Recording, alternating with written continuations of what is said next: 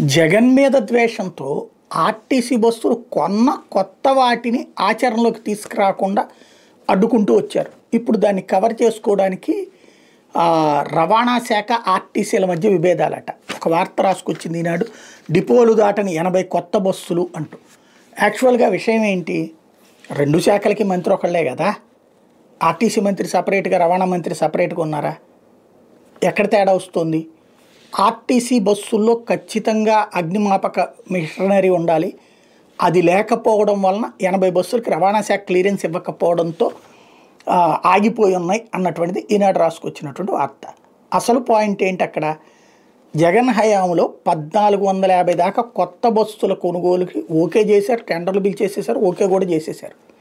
అప్పట్లో వీళ్ళు లేఖ కూడా రాశారు ఎలక్షన్ కమిషన్కి, కొనీయకుండా చూడండి అని చెప్పేసి. బట్ అంతకు ముందే నిర్ణయం తీసుకున్నారు అన్నటువంటి పాయింట్ మీద నడిచిపోయింది. ఈ ప్రభుత్వం వచ్చాక డెలివరీ వచ్చినాయి అవన్నీ కూడా, వాటిట్లో కొన్ని నడిచిపోతున్నాయి. 80 బస్సుల దాకా ఇట్లాగ రవాణా శాఖ అడ్డుపడింది అన్నటువంటి పేరుతో ఆగుతున్నారట.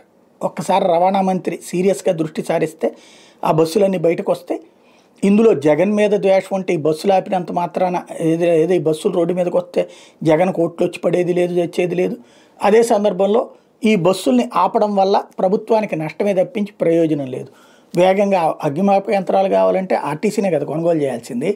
ఎంతసేపు అది వాళ్ళు కొనుగోలు చేయలేరా? సీరియస్గా దృష్టి సారించాల్సిన సందర్భం.